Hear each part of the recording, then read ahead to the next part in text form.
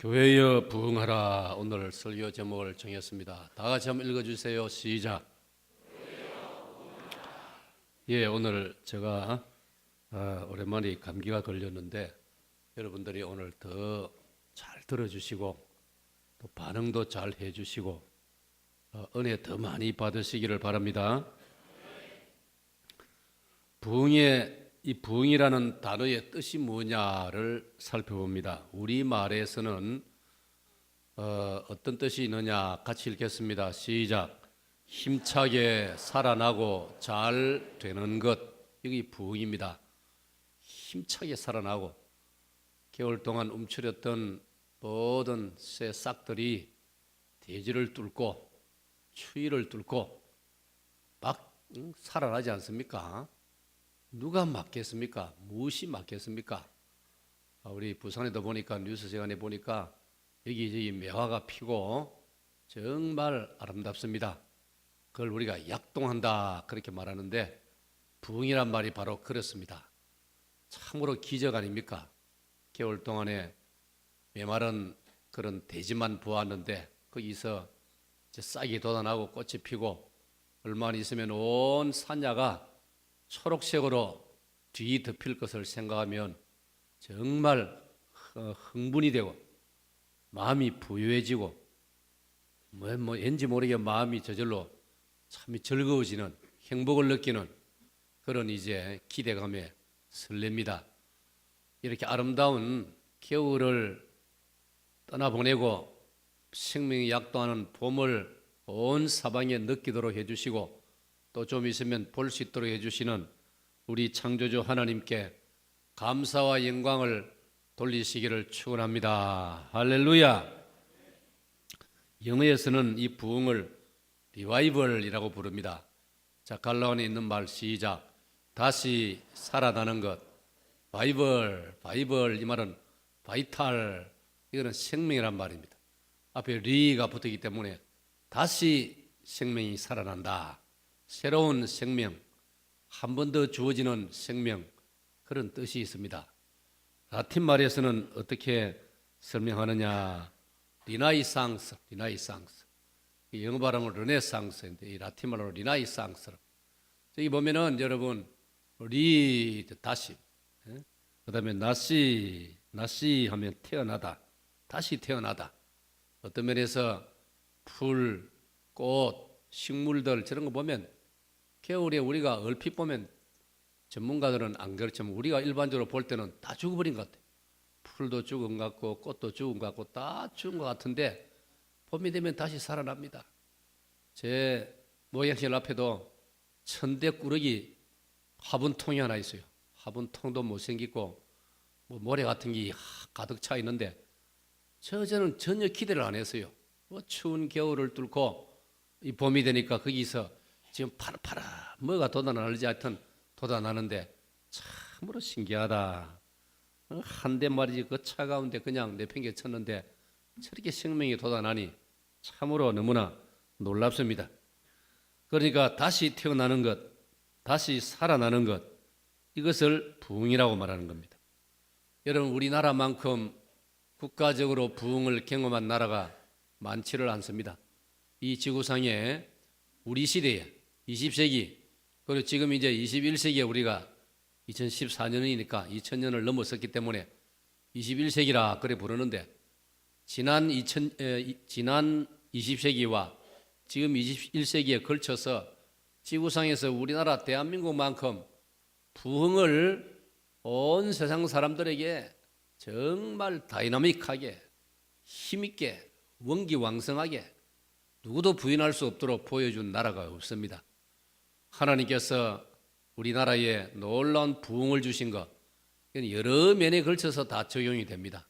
경제적으로, 국가적으로, 민주주의, 또 우리가 교회적으로 모든 면에 부흥을 주신 우리 하나님께 영광을 돌려야 할 줄로 믿습니다. 할렐루야. 여러분 숙소에 생각하지 말고 이럴 때는 같이 아멘 하셔야 되는 거예요.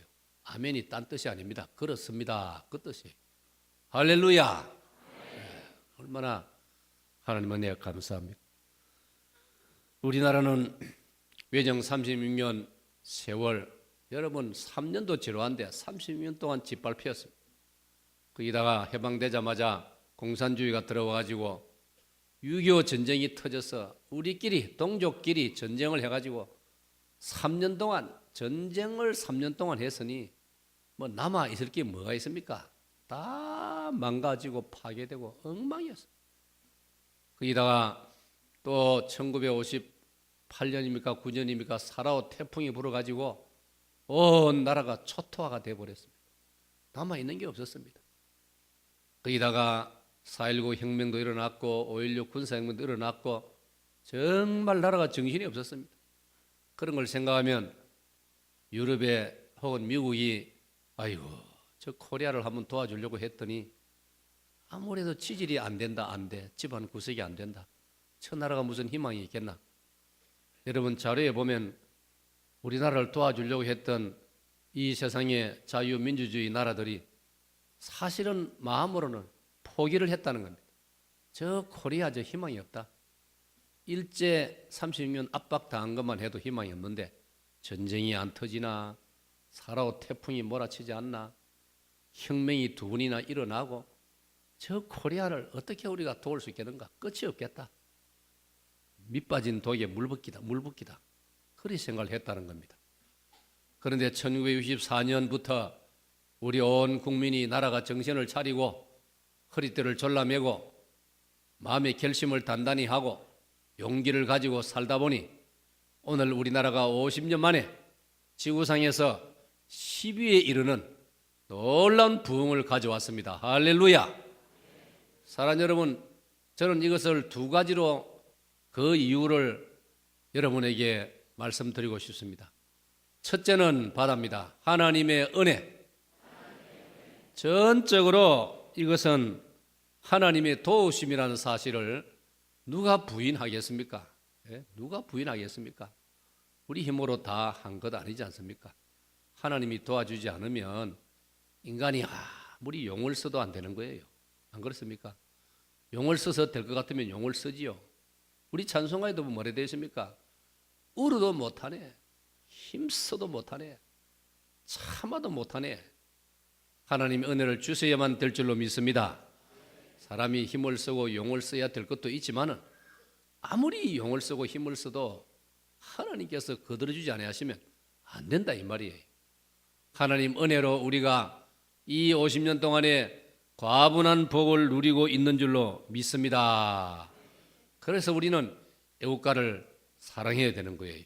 기회만 있으면 애국가를 열심히 불러야 되는 거예요. 하나님이 보호하사 우리나라 만세. 할렐루야. 지구상에서 우리나라만큼 하나님이 기뻐하시는 찬송가가 아니고 애국가도 없을 거예요. 할렐루야. 세계 최고의 애국가를 가지고 있다는 것만 해도 정말 우리나라가 특별한 민족이라는 걸 알 수가 있는 거예요. 시편 144편 15절에 여호와로 자기 하나님을 삼은 백성은 복이 있도다. 할렐루야. 자, 할렐루야 찬양단. 내가 하도 할렐루야를 많이 불러서 하니까 값을 해야지요. 시작.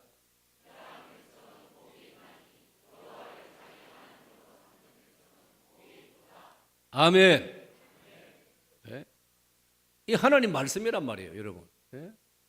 이게 무슨 책에 있는 교과서에 있는 글이 아니고 하나님 말씀이란 말이에요. 이러한 백성은 복이 있나니 여호와를 자기 하나님으로 삼는 백성은 복이 있도다. 우리 민족이, 우리 남쪽이 그나마도 하나님께서 자유민주주의를 주셔가지고 해방되면서부터 우리 한국 교회가 열심히 신앙생활을 했단 말이에요. 열심히 새벽기도를 하고 우리가 부족하지만은 없는 돈이지만은 11조를 구별해서 하나님께 드리고 하나님 말씀대로 살아보려고 몸부림을 쳤다 이 말이에요. 하나님께서 역대하 16장 9절에 여호와의 눈은 온 땅을 두루감찰하사 전심으로 자기를 향하는 자를 위하여 능력을 베푸시느니라. 아멘. 사랑하는 여러분, 하나님께서 하늘에서 보시고 우리를 기뻐하사 이 땅에 은혜를 많이 내려주신 줄로 믿습니다. 이 땅에 하나님께서 복을 막 쏟아주신 거예요. 사랑하는 여러분, 하나님을 우리의 하나님으로, 여호와를 우리 하나님으로 삼고 섬기는 성도가 있고 교회가 있기 때문에 하나님께서 이 땅에 복을 주시는 거예요.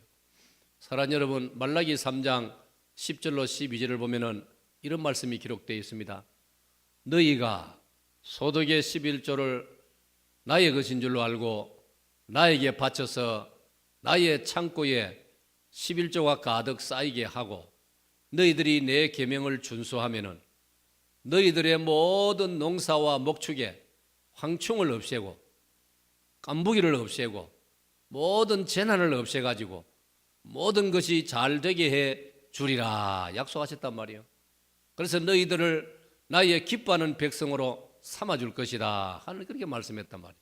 사랑하는 여러분, 불신자들은 그렇게 할 줄 모르지만은 그래도 우리 한국의 성도들이 가난한 시절부터 말라기 3장 말씀을 기억하여 11조를 하나님 것인 줄 알고 바칠 때에 하나님께서 이 땅에 복을 주셔서 우리나라가 이 지난 50년 동안에 놀라운 축복을 받고 있는 줄로 믿으시기를 바랍니다. 그 다음에 우리나라가 이 50년 동안에 이런 복을 받고 나라가 크게 부흥된 것은 한국 교회의 수고와 희생이 크다는 걸 잊지 말아야 됩니다. 세상 사람이야 뭐 인정하는 사람도 있고 인정하지 않을 사람도 있겠지만 그거는 상관없고 분명한 사실은 우리 한국 교회가 이 땅에 하나님 앞에 사명을 감당하고 열심히 믿음으로 살았던 것입니다. 새벽에 일어나서 나라와 민족을 위해서 기도했습니다. 얼마나 많은 우리 믿음의 조상들이, 우리 믿음의 할아버지 할머니들 부모님들이 교회마다 새벽에 일어나가지고 농사 지른다고 바쁘고 힘들고 피곤해도 새벽 제단을 놓치지 않으려고 나와가지고 옛날에 전기가 없을 때는 호롱불을 켜고 램프 불을 켜고 말이죠. 그 거름이 얼마나 많습니까? 그 거름을 매일 틈나면 와가지고 미당에 와가지고 그 안에 유리 안에 거름을 닦아내고 또 다시 새로 끼우고 그래가지고 저녁이 되면 예배 시간 저녁 예배 시간에 불을 밝히고 새벽기도 시간에 불을 밝히고 그러면서 찬 마룻바닥에 앉아서 나라와 민족을 위해서 기도한 것이 한국 교회인 줄로 믿습니다. 분명한 사실은 우리 한국 교회가 이런 하나님 앞에 기도하고 부조하지만 우리가 나름대로 몸부림치고 헌신을 하였기 때문에 하나님께서 하늘에서 보시고 한국 교회를 위하여 이 땅을 축복해 주신 줄로 믿습니다. 예? 이런 사실을 바로 깨닫지 못하고 교인이라는 사람 가운데 다른 사람들 하는 거 본받아 가지고 교회를 비난하고 교회를 함부로 욕하고 제 눈 제가 찌르는 식으로 하늘을 보고 침을 뱉으면 그 침이 자기 얼굴에 떨어지는지도 모르고 한국 교회에 대해서 함부로 이러쿵저러쿵 하는 사람들이 있는데 그건 참 경솔하기 짝이 없는 것입니다. 물론 우리는 언제까지나 항상 조심하고 건신하고 하나님 앞에 깨어서 살아야 하지만은 그래도 여러분 이 땅이 오늘 여기까지 2014년에 이르기까지 우리 남쪽 한반도의 남쪽이 과분한 복을 누리고 있는 데는 말씀드린 것처럼 첫째는 하나님의 전적인 은혜요, 둘째는 한국 교회가 있었기 때문인 줄로 믿습니다.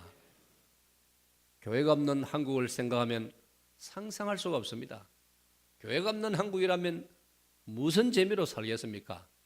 이 세상에 교회 없으면 무슨 재미로 해가 떠도 교회, 해가 져도 교회, 교회가 최고야.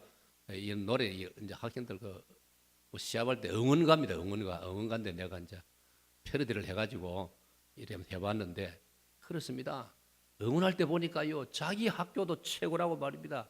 연세대학은 연대, 해가 떠도 연세 하니까 저쪽에 또 맞은편에서는 고려대 학생들이 해가 떠도 고려가 최고야 하니까 또 반대 아니야 연세가 최고야.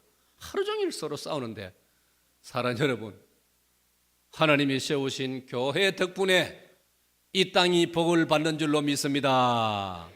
역대하 7장 14절에 보면요, 역대하 7장 14절에 보면은 너희 백성 중 몇 사람이라도 겸비하여 자기 죄를 회개하고 여호와의 얼굴을 구하면 하나님께서 이 땅을 치료해 주시겠다고 약속하셨습니다.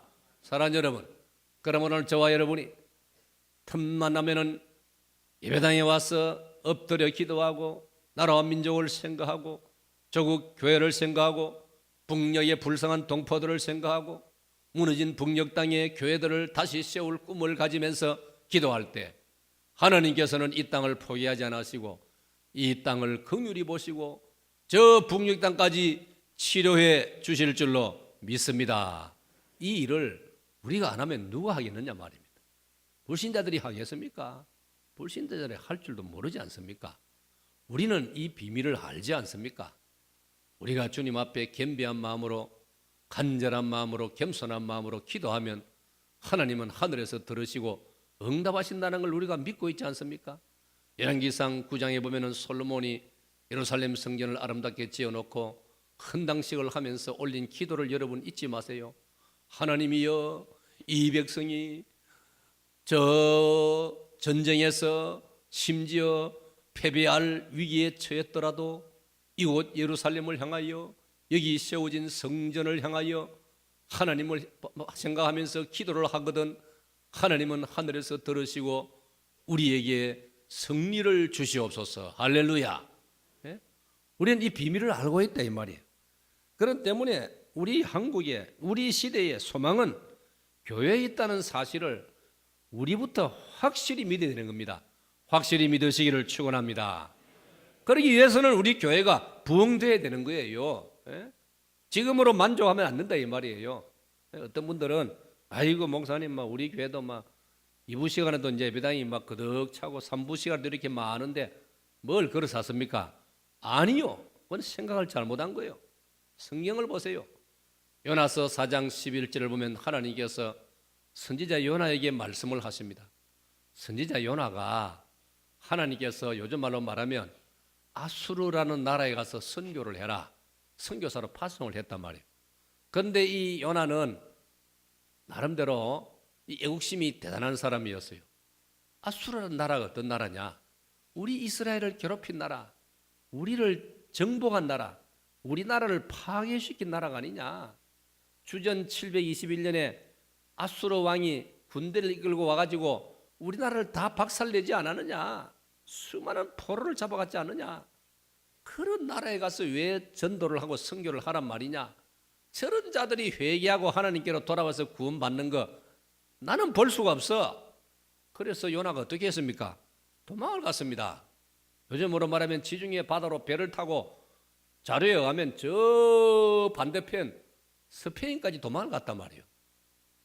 하나님께서 요나를 고기에 삼키 큰 고기, 고래인지 뭔지 하여튼 요즘 우리가 뭐 동물의식에 보니까 뭐 지구상에 가장 큰 무슨 그 돌고래 무슨 고래고 어마어마한 고래가 있습니까? 산띠만한 고래가 그런 거는 사람을 몇 사람을 배에 넣을 수 있지 않습니까? 그래가지고 큰 물고기에 요나가 들어가가지고 속으로 들어가가지고 이 물고기가 힘을 쳐가지고 요나가 가야 될 아수르 나라 입구 쪽에 와가지고 확 토해냈단 말이에요. 그 고기 뱃속에서 요나가 회개하고 하는 기도를 읽어보면요 진짜 감동적입니다. 대단히 깊이 있는 내용 아닙니까? 그래서 이 고기가 요나를 토해내는데 요나가 이제는 하지 못해가 뭐 안 그래도 또 이제 물속 고기 속에 또 들어갈 수 있으니까 진절머리가 나니까 아수르의 수도 니느웨로 전도하러 갔단 말이에요. 근데 그 전도하는 내용 요나서를 읽어보면 아주 형식적이고 마지 못해서 쉽게 말하면 너희들 믿으라 하면 믿고 말라 하면 말아라. 알아서 해라. 믿어가 뭐 너가 좋지 누구 좋겠노 이런 식으로 적당히 전도를 했단 말이에요. 그래 놓고는 40일이 지나면 하나님이 이 성을 멸망할 것인데 회개하면 멸망 안 한단 말이에요. 요나 생각에는 이 사람들이 악한 사람이니까 절대로 회개 안 할 기라고 생각했다. 그러니까 요나는 이 니느웨 성이 구원받는 걸 지켜보는 게 아니고 망하는 걸 지켜보려고 그 니느웨 성이 바라보이는 언덕에 올라가지고 우리 같으면 쉐미산이나 황량산에 딱 올라가지고는 나무들 밑에서 지켜본단 말이에요. 이 성이 멸망당하는 걸 한번 보자. 고소하다. 깨소금 맛이다 하고 지켜보려고 했단 말이에요. 그런데 얼마나 낮이 태양이 뜨거운지 너무 더워가지고 마침 보니까 호박 넝쿨이 얽혀 그 밑으로 들어가가지고 호박 잎사귀가 그늘을 만들어줘가지고 그것 다 앉아서 이제 지켜본단 말이에요. 좀 있으니까 하나님께서 요나를 가르치시기 위해서 벌레가 하나 나와가지고는 호박 넝쿨 뿌리, 흙 쪽에 뿌리를 갉아 먹어버리니까 그 뜨거운 땡볕에 호박 이파리 줄기가 바싹 말라버린단 말이에요. 그러니까 이 요나가 막 화가 나가지고 하나님 나한테 용심을 부립니까? 왜 이럽니까? 이것도 말이지 그늘 만들어 주는 것도 말이지 이것도 하나님 나한테 뺏어갑니까? 하면서 요나가 불평을 했지 않습니까? 그러니 하나님께서 야 이 사람아 그 요나서 4장 11절이에요. 이 성에는 이 아수르의 수도 니느웨 성에는 좌우를 분별하지 못하는 인생이 12만 명이나 되는데 내가 이 성을 불쌍히 여기는 건 마땅하지 아니하냐? 너는 호박줄 하나, 호박 잎사귀 이 말하는 것 가지고도 네가 아깝다고 불평하고 하는데 야 이 사람아 이걸 왜 못 깨닫느냐 그랬다 이 말이에요. 사랑하는 여러분, 그 예수님 하나님 말씀을 우리가 재해석을 하고 우리 적용을 하면은 우리는 예수 믿는 우리는 불신자들을 바라볼 줄 알아야 되는 거예요. 불신자들을 쳐다볼 줄 알아야 되는 거예요. 길 가다가도 차를 타서고 지하철을 타서라도 아이고 저 사람들 불쌍하다. 저 사람들 어찌해야 될까? 어떻게 하면 저 사람들 예수님 믿게 할까? 그런 눈으로 바라봐야 한다 이 말이에요. 누가 얼굴이 예쁘나 그보다도 누가 상급을 스스로 했나 저거는 진짜가 가짜가 저 사람 목걸이 저거는 진짜가 가짜가 이런 관심보다는 그 영혼을 아이고 저 많은 사람들 아이고 내가 탄 이 객차 이 호실 안에 이 사람들 도대체 예수님 믿는 사람 몇 사람 될까 이런 걸 생각해 보면서 주여 이걸 어떻게 합니까? 그런 정신을 가져야 된다고 성경 말씀. 그럼 우리는 받아봅시다. 교회는 계속해서 부흥해야 합니다. 믿습니까? 믿습니까? 우리 교회가 부흥되니 좋다 그런 차원을 떠나서 불신자들을 전도해서 예수님 믿고 하나님께로 돌아오게 하는 그게 우리 할 일이고 그 결과로 교회가 부흥되는 것은 감사한 일이다 이 말이에요. 예? 오늘 사도행전 9장을 읽었는데요. 사도행전은 1장부터 마지막 28장까지요. 전체 내용이 뭡니까? 복음을 전하는데 전도자들이 그 당시에 사도들과 주님의 종들이 불덩거리가 굴러가는 것처럼 겁내지 않고 막 여기저기 막 불덩어리가 막 굴러다니면서 치고받고 하면서 뭐 육체로 싸우는 건 아니지만 영적으로 말하면 온갖 곳에 가서 복음을 전하고 무슨 일을 당하더라도 굴하지 않고 두드려 맞고 여러분 우리가 어른 되고 나서 두드려 맞아본 적이 별로 있습니까 여러분? 그 점잖은 사도 바울이 가는 데마다 두드려 맞고요 매를 맞고 40에 하나 가만매 39차례씩 5번 태장에 맞고요 이거 뭐 도대체 그래도 그들은 굴하지 아니하고 계속해서 복음을 전하고 그러니까 성경의 사도행전 보면요 단락이 끝날 때마다 믿는 자의 수가 많아지더라 많은 무리가 주께로 돌아와 굴복하더라 똑똑한 사람들도 주님의 복음 앞에 나와서 굴복하더라 믿는 숫자가 예수님 한 분 오셔가 12제자를 만드시고 70인 전도자를 만드시고 예수님 부활 성천하실 때는 120문도가 만들어지고 성령 충만 받아 베드로가 설교하니 하루에 3,000명이 회개하는 날도 있고 그래서 예루살렘에 믿는 자가 수천 명이 되고 5천 명이 되고 사도행전 21장으로 넘어가면 믿는 자의 수가 수만 명이 되더라. 할렐루야. 사도행전은 교회 부흥을 역설하고 있다 이 말이에요. 오늘 여러분은 지금까지 신앙생활 해오시면서 오늘 여러분은 지금까지 기독교인으로 살아오면서 교회 부흥을 위해서 어느 정도로 한번 참여해 보시느냐 이 말이에요. 어느 정도로 헌신을 해보시느냐 이 말이에요. 주여 저도 이렇게 한번 참여했습니다라고 할 만한 것이 있느냐 이 말이에요. 이제 2달 있으면 금년도 새생명 축제를 가지게 됩니다. 새생명 축제, 죽어가는 생명을 살려서 그리스도 안에서 새 생명을 만드는 일, 이 세상에 이거보다 신나는 일이 어디 있겠습니까 여러분? 아래 유치원 입학식 할 때 제가 설교를 했는데 이 엄마들이 또는 할아버지 할머니가 이 조그마한 꼬마 손자 손녀를 데려와가지고 기분이 좋아가지고 난생 처음으로 그래도 유치원에 입학을 했다 생각하니 얼마나 기분이 좋으신지 제가 설교를 하니까 너무나 잘 듣더라고요. 여러분, 유치원 입학하는 것도 그렇게 좋은 일인데 생명을 죽어가는 생명을 살려가지고 그리스도 안에서 새 생명을 만드는 것, 이보다 더 신나는 일이 어디 있느냐 이 말이에요. 그러므로 지금부터 열심히 준비해서 새 생명 축제 때 하나님 앞에 귀한 생명 운동을 보여드리시기를 축원합니다. 적어도 여러분이 3명을 지금부터 기도하는 중에 3사람을 작정하세요. 누구를 작정하느냐? 요즘은 연구를 한 결과에 관계 전도가 제일 좋습니다. 여러분이 알고 지내는 분을 전도 대상으로 삼으라 이겁니다. 그게 관계 전도입니다. 받아합니다. 관계 전도. 나하고 인연이 있는 사람, 나하고 알고 지내는 사람, 나하고 친한 사람, 예를 들어서 이런 사람들을 학교 동창이든지 집안 친인척이든지 직장에 이런저런 사람이든지 하여튼 나하고 알고 지내는 사람 중에 기도하는 중에 적어도 3사람을 정하고 지금 기도를 하면 준비를 하라 이 말입니다. 그러면 통계적으로 그 중에 한 사람은 온다 이 말이에요. 그렇게 해서라도 우리가 하나님 앞에 이 사명을 감당해야 되지 않습니까? 요나는 이거 하기 싫어가지고 기분 나빠서 안 하고 앞으로 나라가 마음에 안 들어서 안 하고 그래 도망가다가 거기 뱃속에 들어갔지 않습니까? 이걸 적용한다면 우리가 복음을 안전하고 그냥 예사로 하면은 하나님께서 대단히 섭섭해 하신다는 걸 우리가 알 수 있지 않느냐 이 말이에요. 사랑하는 여러분, 성경을 보면은 시대마다 부흥운동이 일어났습니다.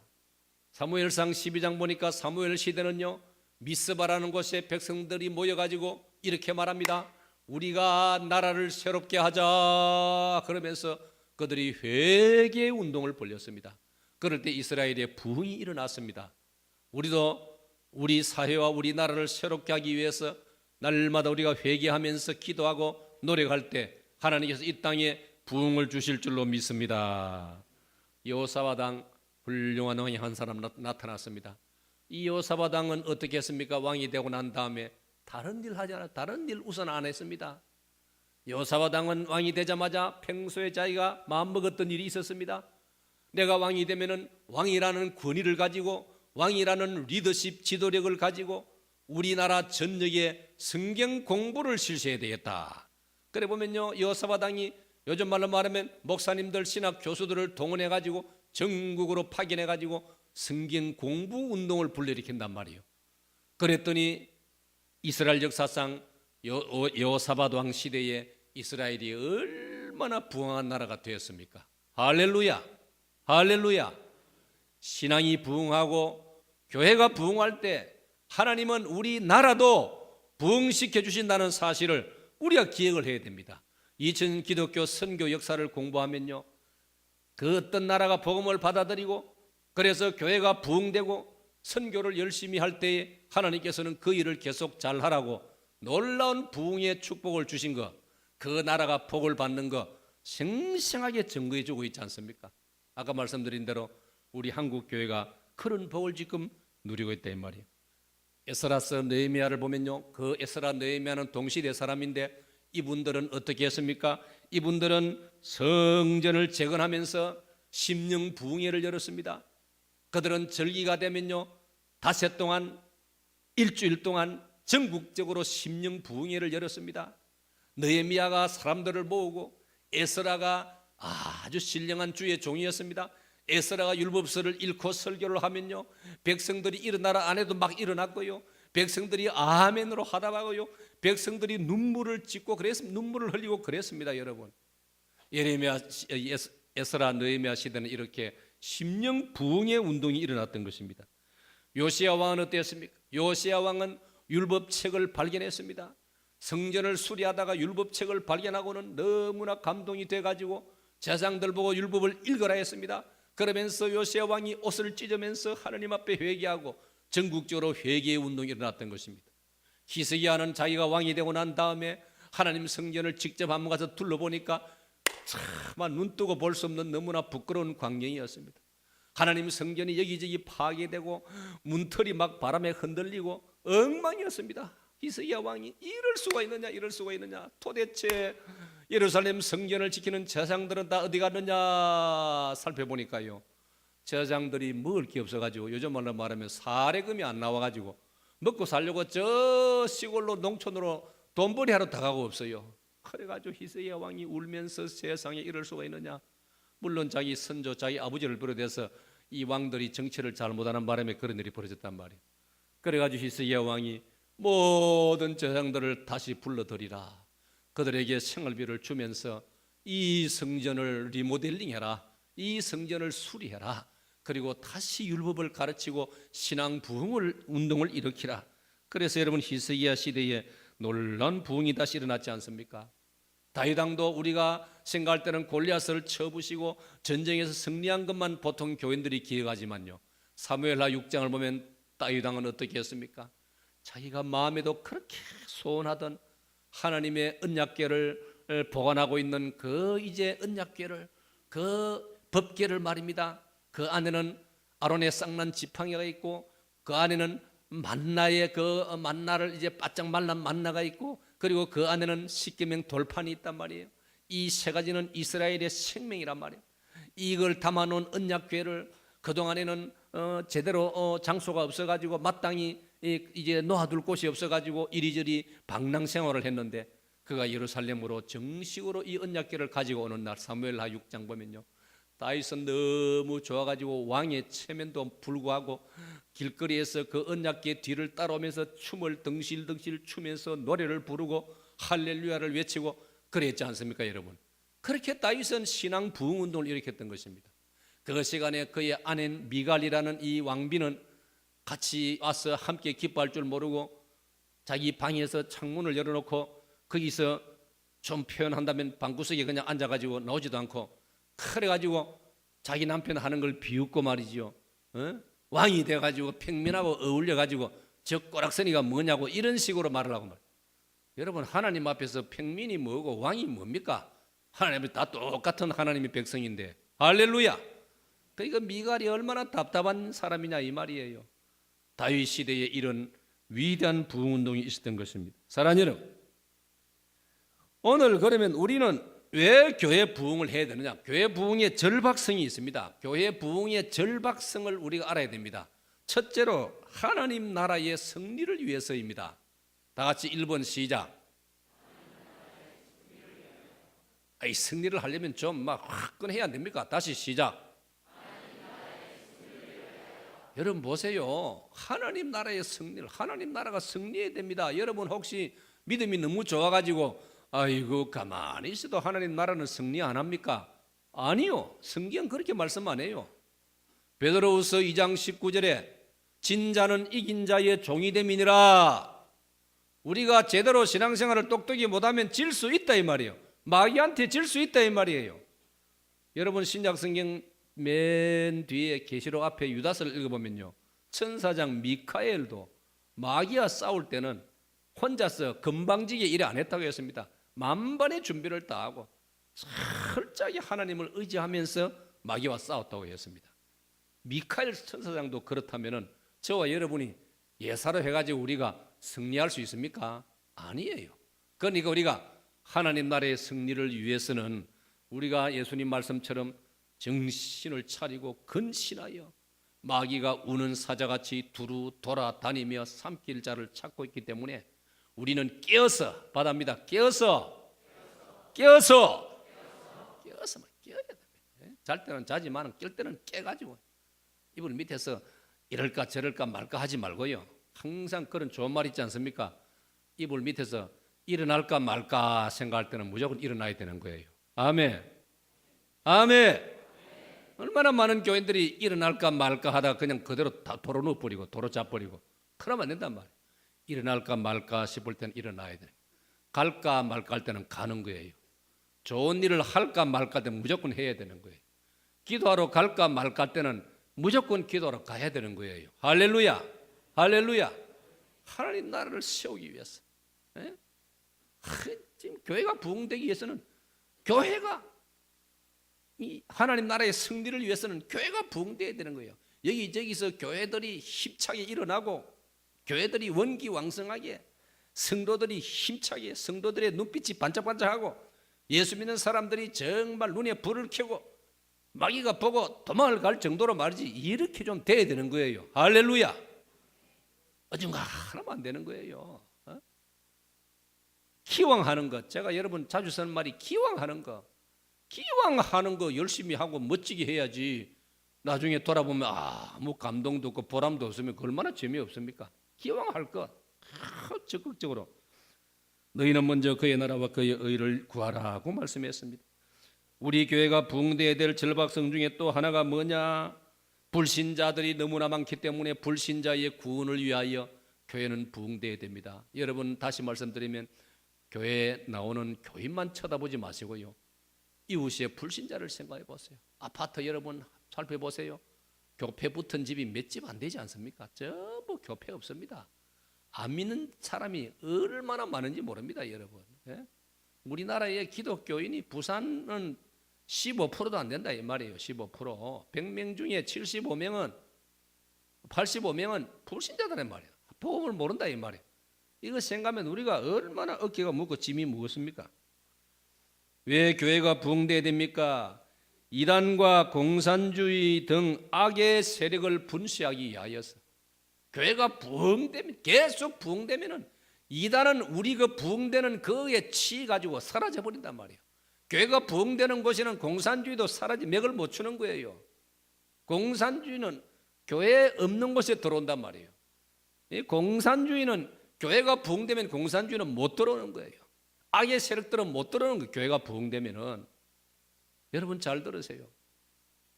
일제가 김인년 3월 1일 3.1운동 일어났을 때 그 사건이 지나가면서 일본 그 당시 제국주의가 비밀 문서를 만들었어요. 거기에 내용이 뭔지 아십니까? 한국 사람들이 길을 죽이고 한국 사람들이 다시는 3.1 독립운동 이런 거 못하게 하려면 기독교를 족쳐야 된다. 기독교인들이 항상 앞장선다. 33인 중에 16명이 기독교인이고 3.1운동 근 3,000명 잡혀 들어간 중에 1,800명, 700명이 기독교인들이고, 그러니까 일본이 딱 간파한 겁니다. 한국의 기독교만 딱 말살시켜버리면 한국 사람들은 독립운동할 의지가 없다.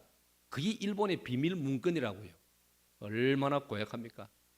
여러분 지금 우리 사회의 친북 좌파들도요, 북한을 무조건 추종하고 지구상에 가장 유치하고 망신스러운 북한인데 여전히 북한을 좋아하고 북한 말이라면 100%다 지지하고 우리에 대해서는 사사건건 비판하고 이런 자들을 친북 좌파라고 부르는 거예요. 이런 자들도 비밀리에 하는 말이 있어요. 한국 교회만 우리가 막을 수 있다면 남북 공산화 통일은 금방 되는데 이래 말하고 있다 이 말이에요. 이걸 깨달아야 되는 거예요. 정신을 차려야 할 줄로 믿습니다.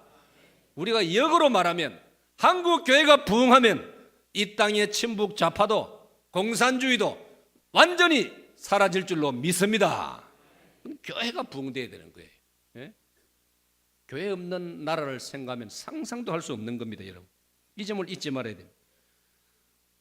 교회 부흥의 절박성이 또 하나가 뭐냐? 우리나라가 복을 받고 통일을 성취하기 위하여서. 다 같이 시작. 우리나라가 복을 받고 통일을 성취하기 위하여. 복음 통일을 이루기 위해서도 교회가 부흥된다 이 말이에요. 예? 그래서 우리가 창세기 49장 22절 이하에 나오는 말씀처럼 아버지 야곱이 세상을 떠나면서 아들 요셉에게 축복 기도를 하는데, 요셉아 너는 등굴과 가지와 모든 것이 너 집에만 있는 게 아니고 이웃 담넘으로 넘어가 가지고 이웃 사람도 따먹도록 만들어주고, 내가 너에게 복을 줄 것인데 셈의 복을 주고 우물의 복을 주고 이슬의 복을 주고 비의 복을 주고 너는 많은 사람을 먹여 살리는 창고가 되어라. 우리 한국교회가 부흥하면 우리 한국교회는, 우리나라는 온 세계를 먹여 살릴 수 있는 그런 복된 나라가 될 줄로 믿습니다. 예? 서두에도 말씀드렸지만 오늘 우리나라가 이렇게 잘 되고 있는 것은 한국교회 덕분이란 말이에요. 우리가 하나님을 섬기고 기도하고 부족하지만 하나님 기뻐하시는 일을 하고 11조를 드리고, 그러니까 하나님께서 그 보상으로 이 땅에 복을 주시는 줄로 믿으시기를 바랍니다. 교회가 부흥하려면 오늘 본문에 보니까 31절 다시 읽습니다. 31절 말씀을 보면은 다 같이 시작. 그리하여 온 유대와 갈릴리와 사마리아 교회가 평안하여 든든히 서가고 주를 경외함과 성령의 위로로 진행하여 수가 더 많아지니라. 아멘. 교회가 부흥하려면 31절에 가르치는 게 뭐냐? 바다입니다. 성령의 위로. 보세요. 교회가 성령의 위로 가운데서 나아가면 수가 더 많아지니라. 이걸 다른 말로 말하면 하나님의 은혜입니다. 바다입니다. 하나님의 은혜. 하나님의 은혜가 있어야 교회가 부흥하는 줄로 믿습니다. 하나님의 은혜입니다. 여러분 잊지 마세요. 잘 들으세요. 하나님의 은혜는 크게 두 가지가 있습니다. 하나님의 일방적인 은혜가 있습니다. 하나님의 주권적인 은혜가 있습니다. 이게 무슨 말이냐? 나는 생각지도 않았는데 하나님이 은혜를 내려주시는 거예요. 그게 하나님의 주권적인 은혜입니다. 고린도전서 12장 3절, 에베소 2장 8절에 보면요, 하나님이 일방적으로 우리에게 믿음을 주셔서 예수님을 나의 구주로 믿게 되었다라고 기록했습니다. 할렐루야. 여러분이 모태 신자든 불신자 가정에서 예수 믿게 되었던 예수님이 믿어지는 것은 하나님의 일방적인 은혜를 여러분이 받았기 때문인 줄로 믿습니다. 안 그러면 여러분 머리 좋은 사람이 예수님 다 믿지요. 네? 안 그러면 종교에 열심히 있는 사람이 다 예수 믿지요. 예수님을 믿지요. 근데 그게 그렇지 않지 않습니까? 그러니까 저와 여러분이 지금 예수님을 믿고 기독교 신자로 성경이 믿어지고 설교를 들으면 아멘이 되어지고 감사가 되어지고, 이것은 하나님께서 저와 여러분에게 일방적인 은혜를 부어주시는 줄로 믿습니다. 이걸 우리가 알아야 되는 거예요. 우리 교회에도 하나님이 그런 일방적인 은혜를 주실 때가 많단 말이에요. 우리의 하는 것 비하면은 과분하게 복을 주시고 과분하게 축복을 해주시고, 이 하나님의 주권적인 일방적인 은혜라 이 말이에요. 그 다음에는 뭐가 있느냐? 우리가 간구함으로 얻는 은혜가 있습니다. 우리가 간구하면 우리 편에서 사모하고 간구함으로써 얻어지는 은혜가 있다는 것, 이 두 번째 은혜를 또한 여러분은 기억을 하셔야 됩니다. 사랑하는 여러분, 성경은 우리에게 말합니다. 간구하라, 구하라 말씀하고 있습니다. 바랍니다. 간구하라, 간구하자, 구하자. 성경은 말씀하고 있습니다. 간구하라, 구하라. 그리하면 얻으리라. 그리하면 줄 것이다. 은혜를 사모하라. 우리 은혜를 사모해야 됩니다. 아멘. 은혜를 사모하는 마음으로 오셔야 됩니다. 여러분이 예배당에 오실 때도 주여 오늘 은혜를 사모합니다. 저에게 하는 은혜를 부어 주옵소서. 주 예수여 은혜를 내려주사 곧 충만케 하옵소서. 좀 부르지 않습니까? 이 줄이고 목마른 나의 마음에 주 성령을 부어소서. 간구하는 여러분 되시기를 바랍니다. 간구함으로 놀라운 하나님의 은혜를 경험하시기를 축원합니다. 간구하는 자에게 하나님 주시겠다. 간절히 구하는 자에게 성령을 주시지 않겠느냐? 누가복음 11장 13절에 새벽에 나를 찾는 자를 내가 만나 주리라고 말씀했지 않습니까? 새벽에 하나님이 도와주시리라고 말씀했지 않습니까? 여러분, 아무것도 염려하지 말고 오직 모든 일에 기도와 간구로 너희 구할 것을 감사함으로 하나님께 아뢰라. 그러면 모든 지각에 뛰어난 하나님의 평강이 그리스도 예수 안에서 너희 마음과 생각을 지켜주시리라. 할렐루야. 네? 사모하고 간구함으로써 하나님께서 은혜를 주시는 줄로 믿습니다. 믿습니다. 이건 비밀입니다. 이 비밀을 여러분은 지금 듣고 있지 않습니까? 이 비밀을 지금 배우고 있지 않습니까? 그러니까 여러분은 이 비밀을 이제 배운 사람으로, 깨달은 사람으로 하나님의 은혜를 받아야 됩니다. 성령의 충만함을 받아야 되는 겁니다. 성령님을 간구해가지고 놀라운 은혜의 세계에 여러분이 체험을 하고 바다에서 수영을 하고 수영자의 수영을 즐기듯이 이 은혜의 바다에서 하나님의 은혜를 누리고 즐기시기를 축원합니다. 축원합니다. 네? 이거는 하나님 은혜 주시면 되는 거예요. 이어른 교수가 그 우리나라에서 머리가 제일 좋은 사람, 예수님 안 믿고 기독교를 우습게 보고 자기 딸 교회 다니는 거 반대하고 말이지. 나는 이성으로 믿지, 나는 이성으로 이해되는 것만 나는 믿지, 그런 세계는 나는 반대다.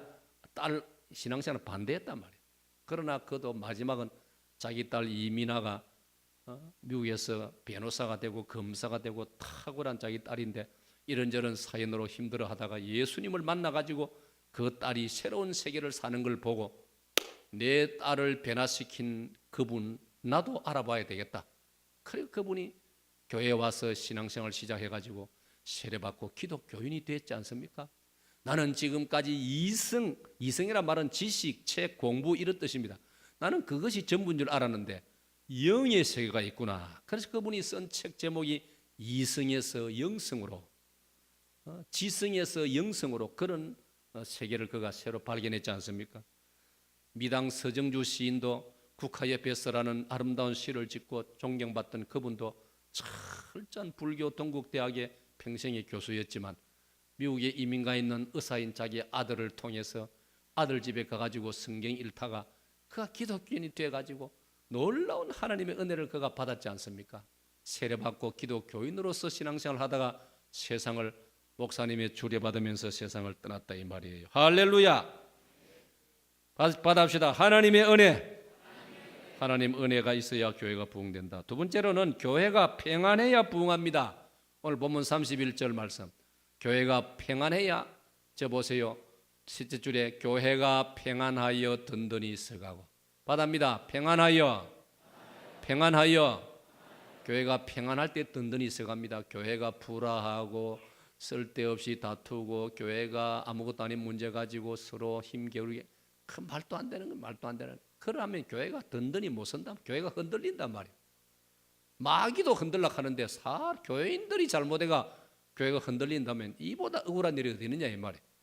그러므로 교회가 부흥을 하려면 평안해야 할 줄로 믿습니다. 그러므로 여러분 평생의 남은 세월, 지난 날은 하나님 앞에 다 지나갔으니 용서받고 남은 날 행여나 내가 말로서나 행동으로서나 내가 교회의 짐이 되거나 교회의 시험거리가 되거나 교회에 불화를 일으키는 일을 주여 저는 정말 평생에 그런 일 결코 하고 싶지 않습니다. 해서도 안 될 줄 믿습니다. 성령님이여 저를 충만히 역사해 주시옵소서. 기도하시기를 축원합니다. 교회가 평안해야 든든히 서간다는 걸 여러분 잊지 마셔야 되는 것입니다. 마지막으로 교회가 부흥하려면 어떻게 되느냐, 목회자를 비롯한 우리 모든 교회의 직분자들의 순전한 헌신이 있어야 됩니다. 순전한 헌신 받아줍시다. 순전한 헌신. 여기는 첫 번째로 우리 목회자의 순전한 헌신입니다. 사도행전 9장을 전후해서 보니까요, 사도 바울이 얼마나 헌신했는지 아십니까요? 사도 바울은 복음을 전하다가 아까 말한 대로 온 몸을 다 바쳐 헌신하고 희생하고 두드려 맞고 고통당하고, 9장에도 보면 23절에 여러 날이 지나며 유대인들이 사울 바울 죽이기를 공모하더니 그 계교가 사울에게 알려지니라. 그들이 그를 죽이려고 밤낮으로 성문까지 지키거늘 그의 제자들이 밤에 사울을 광주리에 담아 성벽에서 달아내리니라. 세상에 얼마나 다급했으면 광주리에다가 사람을 담아서 비밀리에 내라보내가 이 성을 떠나도록 만들, 큰 고통을 바울 사도는, 바나바, 베드로 이런 사도들은 큰 신과 희생을 하면서 주님의 교회를 섬겼단 말이에요. 그럴 때 주님의 교회들이 유대와 사마리아와 예루살렘과 중동 아시아의 소아시아 지역에 교회가 든든히 서간 줄로 믿습니다. 우리 목회자들의 뜨거운 헌신이 있어야 되는 거예요. 그뿐 아닙니다. 바울 사도는 말씀을 잘 증거했습니다. 말씀을 증거하니까 살전 2장 13절에 데살로니가 교인들은 바울 사도의 설교를 들을 때 사람의 말로 듣지 아니하고 하나님의 말씀으로 들었더라. 오늘 우리 사랑하는 성도들께서도 예배 시간에 설교 말씀을 들을 때 하나님의 말씀이라 생각하고 들으시기를 축원합니다. 그러면 여러분 자신이 은혜를 받고 교회가 왕성해지는 것이라 이 말이에요. 설교 시간에 삐딱한 자세로 설교 시간에 계속 눈 감고 묵상만 하고 그러면 안 된단 말이에요. 예? 설교 시간에는 설교도 잘 듣고 반응도 좀 잘하고 적극적으로 하고 아멘하고, 그래 여러분이 영혼이 살아난다 이 말이에요. 아멘. 영혼이 살아난다 이 말이에요. 그래야 교회가 부흥되고 잘 되는 거예요. 목회자만 그렇습니까? 우리 장로님들과 우리 모든 장로집사님들, 권사님들, 집사님들, 성도 여러분들 모두가 주일학교 교사들, 순장들, 찬양대원들, 주차위원들, 또 주방에 또 수고하는 분들 다 열거하려면 하루 종일 시간이 안 되니까 이 정도로만 하고, 우리 모두가 날 구원하신 주님 은혜에 감사하여 받합시다. 순전한 마음으로 헌신하겠습니다. 그럴 때 그 교회를 하나님께서 복을 안 주실 수 있겠느냐 말. 그런 교회가 부흥 안 될 수 있느냐 이 말이에요. 오늘 사도행전 9장 31절은 이 놀라운 진리를 우리에게 말씀해 주고 있습니다. 이 아름다운 봄을 맞이하면서 우리 모두 우리 영혼도 우리의 심령도 새로워져서 용기 백배해서 아름다운 주님이 세우신 사익동 교회가 날마다 계속 부흥되는 이 일에 즐겁게 참여하는 여러분 되시기를 축원합니다. 하나님